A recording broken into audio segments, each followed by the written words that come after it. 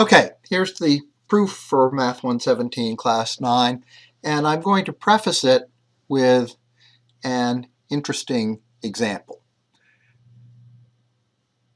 The proof involves sequences of random variables. So we have a sequence of random variables, x sub n, that converges to a limit x in the sense that for every point omega in the domain, the limit of the sequence of real numbers x sub n of omega is x of omega, and the same thing is true for y sub n. And what I'm going to prove is that in the limit, these two random variables have the same expectation. And I think most people's reaction to this is, that's so obviously true, why do you even need to prove it? So let me show you a situation where a very similar result that looks reasonable is not true. So here is a random variable that I'm going to call x1. x1 has the value 1 for values in the domain between 1 and 2.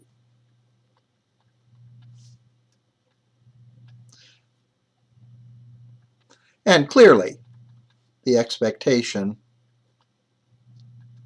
of x1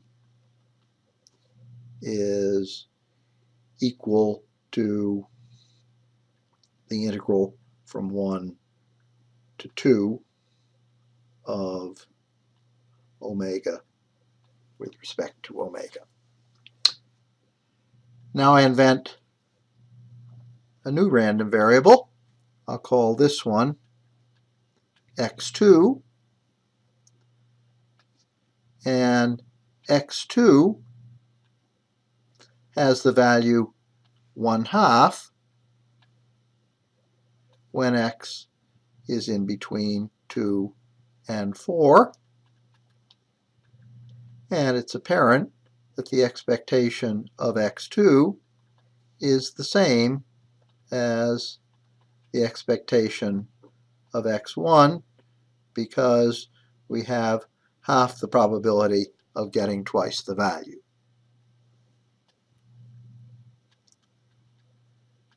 And you can guess what x3 is. x3 is you get paid 1/3 if the random number is in between 3 and 6.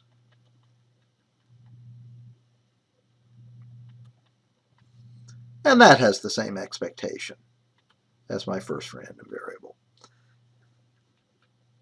And it's now obvious how I can make xn.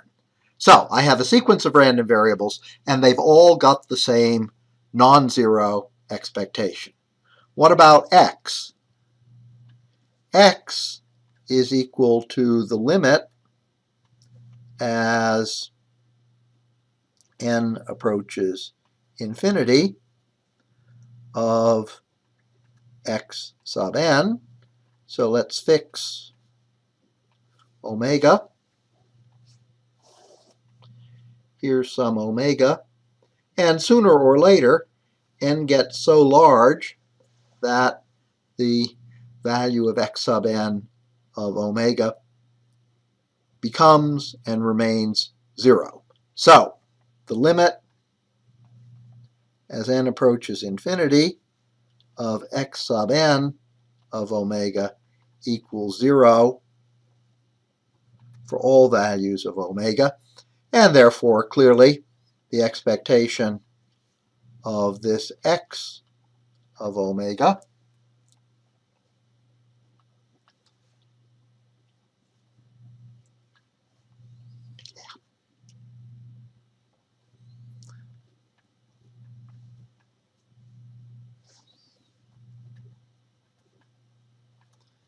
is 0.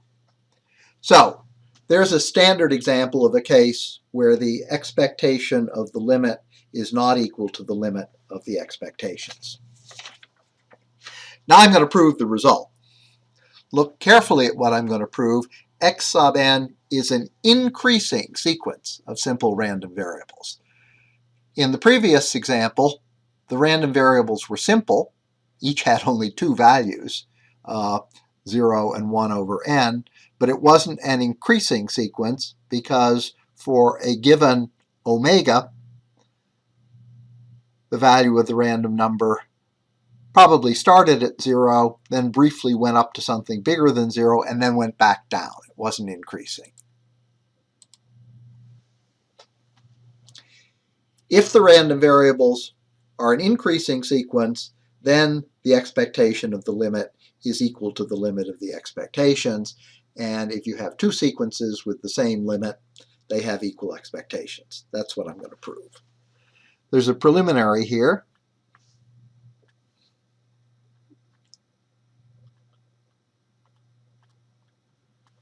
I want to prove that if random variable x is greater than random variable y, or greater than or equal to random variable y, then the expectation of x is greater than or equal to the expectation of y.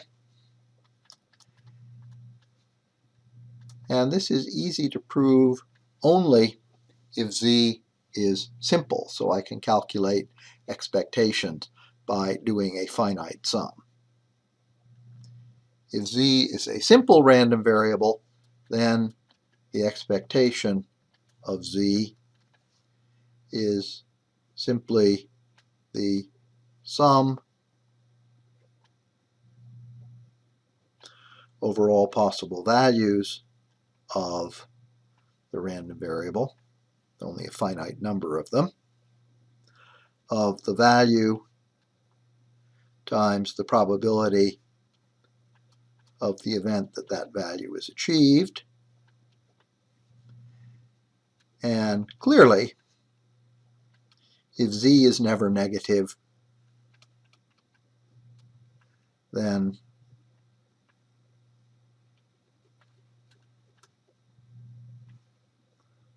this sum, which gives the expectation of z, also cannot be negative. So,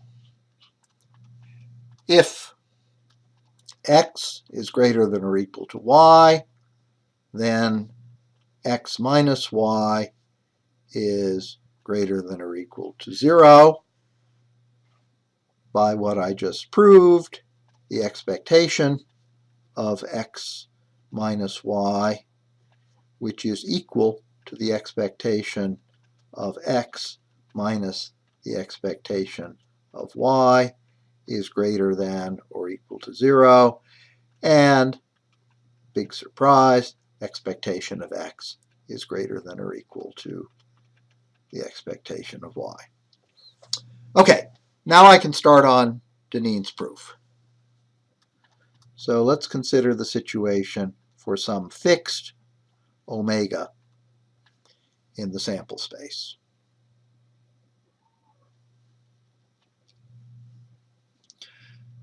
I evaluate x1 on that, get x1 of omega. Evaluate x2, get x2 of omega, which can't be smaller. I keep doing this. In general, I will evaluate x sub n of omega. And finally, this increasing sequence has a least upper bound. This is the limit of x sub n of omega.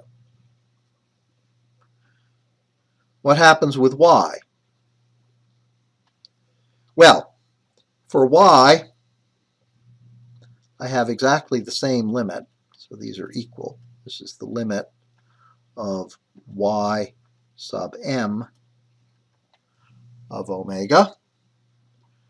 But it may turn out that y1 of omega is larger than a lot of the x's of omega. Maybe y2 of omega is way up here. So there's no reason to expect that x sub n of omega and y sub n of omega are going to be equal. All we know is that these two increasing sequences have the same limit. Now, Deneen uses what my colleague Kate Penner likes to call a cute trick here. And in fact, this generalizes to lots of other real analysis proofs, so it's worth learning it for its own sake. What we're going to do initially is fix m. We'll let m approach infinity only at the very last step, and we're going to define an event, which I'll call a sub n. This event is, of course, a subspace of the sample space. It's all the omegas in the sample space, capital Omega, with the property that x sub n of omega is greater than or equal to not y sub m of omega, but y sub m of omega minus a little bit, minus 1 over m. And the trick consists of putting this minus 1 over m in here. Okay, clearly a sub n of omega is known to be increasing, and x sub n of omega is known to be increasing, and therefore a sub n is an increasing sequence of sets. All that means is that as n gets bigger and bigger, there are more and more omegas for which we've exceeded this threshold of the fixed y sub m of omega minus 1 over m. And because of this minus 1 over m, even in the most extreme case,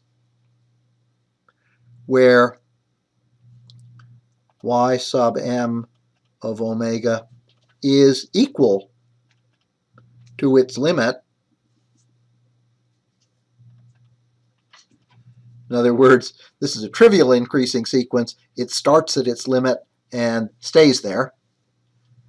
When Deneen uses increasing, he really means non-decreasing. So this is an increasing sequence. So even if that's true, the limit of a sub n is the entire sample space. Fix m, sooner or later, x sub n of omega, since it approaches a limit, is going to get within 1 over m of any y sub m of omega, because this cannot exceed that same limit. That means that the limit of the complementary set is the empty set. Sooner or later, there are no omegas left in the sample space for which this is not true. Okay.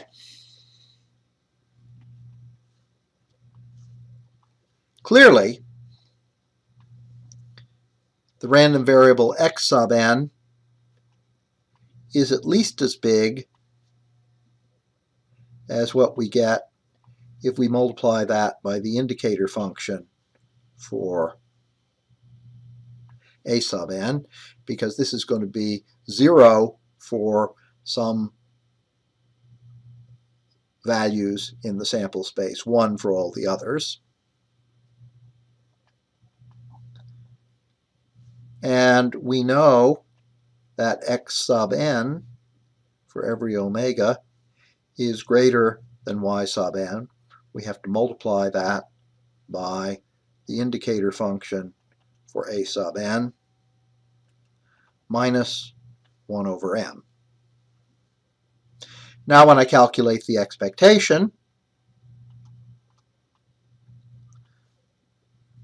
the inequality that I proved above is now useful.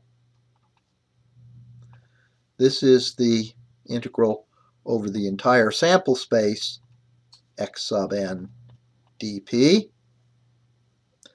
and that is greater than or equal to the integral over the entire sample space of x sub n multiplied by the indicator function for a sub n, which in turn, by virtue of what I just proved, is greater than or equal to the integral of y sub m times the indicator function